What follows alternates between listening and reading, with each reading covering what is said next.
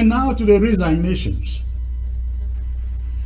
Onto this subject of resignations from my cabinet, to which a bunch of partisans would love to celebrate and salivate over and make a big deal over it on virtual space. Television is a wrong place for me to discuss policies within the interim government I lead. Do not expect me to watch dirty lenience in the public square. But I would like to make this one observation. Comrades, resignations are to be expected in any and every establishment. They are norms that come with service. They have existed since the inception of democracy. Resignations are a measure of one's values system. It is also a test of one's capability to deliver or not to deliver. Resignations are also a test to one's integrity and democratic values. Resignations are virtues very much applauded and not apprehended in democratic societies. In recent times, for example, we have seen 2 prime ministers resign in the UK, one of them within 2 weeks in office, after finding out she just could not deliver. The other day here in the White House Chief of Staff resigned. Of course, some of you have not even heard about it, because no qualms needed to be raised about it, not even by the opposition GOP party. Comrades, listen to me.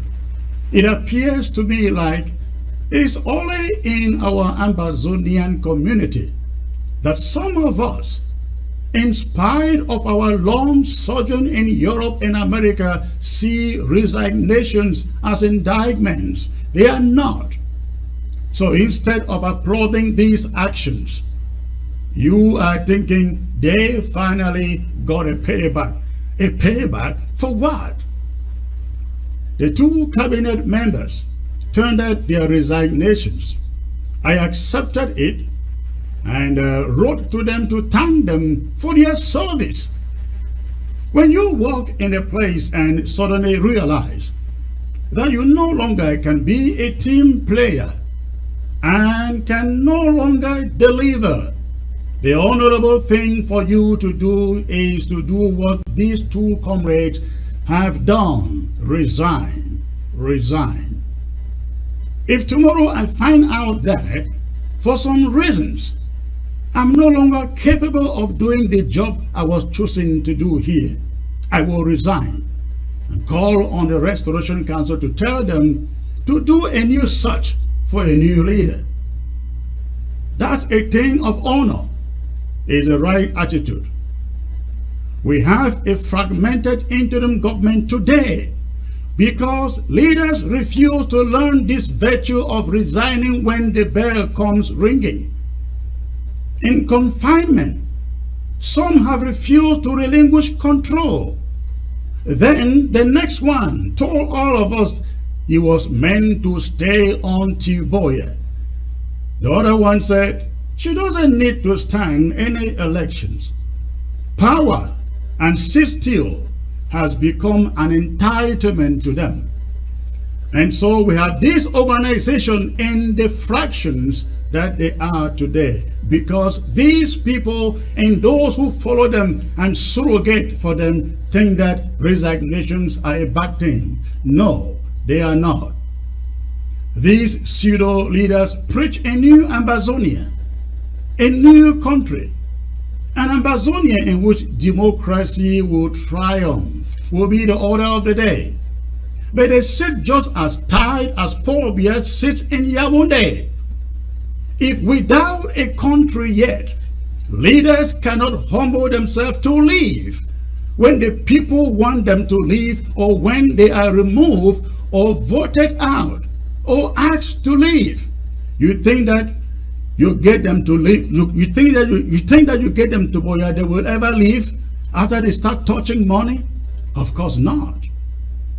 Turn and look around you Doesn't it concern you that the same names, the same old faces that we have seen all over the years are the same leaders we still have today? Ladies and gentlemen, resignations are a virtue and not indictments. The earlier we start learning and practicing it, the better. Else, the moment we arrive, Boya, the transitional government leader could become an eternal leader, even in the midst of mediocrity and inability to perform. Once more, I appreciate the service of the comrades who bowed out of cabinet the other day. It is not easy to serve in this independence crusade with your face out there, knowing that your own very family left at home could be the scapegoat because of you. Disgustingly enough, those who sit in social media and take surrogacy for a career are not even brave and courageous enough to show their faces. I consider them cowards of the first order, whose garbage shouldn't deserve a smidgen of a second of your time in the social media. Delete them. Fellow Ambazonians, when I took over the leadership of this interim government, I promised to do things differently. I promise you that the era of mismanagement, embezzlement, cronyism, and fraud was over. If you do not have to touch money, it should not have to go through your hands. Requisitions in most cases have to be paid directly, and I mean directly to those on whose behalf they are written. The era where we had funds passing through middlemen or women, where people cut corners before getting what is sent to ground zero to the people, is gone. And if you find yourself in a group environment and cannot present yourself as a team player, you become a liability. If you think you are your own master and is not accountable to anybody, you can write and ask for funds without any consultations with anybody. This is no longer that type of government. This is a new government. Tomorrow, if I am convinced that I can no longer perform, I will resign. But the way I approach it is very important. One thing I have learned is that it is much easier to sit here on television or on the social media and tell how much you care for Ambazonia. How you did be the last man standing, if need be. But please, just don't listen to that rhetoric. Pay attention to the spirit with which they live. Often it is a mentality. Kill the whole thing or drag everybody into the mud before you leave. And so they scramble around for disjointed, uncorroborated narratives to put together, just in the hope that someone is framed up and they all go down together. It's not happening here, not at this interim government. Accountability is a watchword in this interim government, and I will not be dragged into the mud as far as that is concerned. And above all, we cannot go back to doing things same old on accountability way.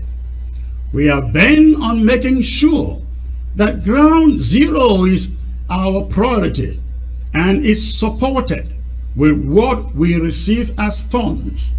But we will not be Father Christmas to everyone just because some money has come in. We have learned a lot of lessons from the past, and at this moment in the crusade for our independence, we will not be in the habit of just churning out money to unauthorized and undefined missions just because the money is there. No, we are very strong and united here in this government. People will come and go. And when they go, they will be replaced. And the struggle continues.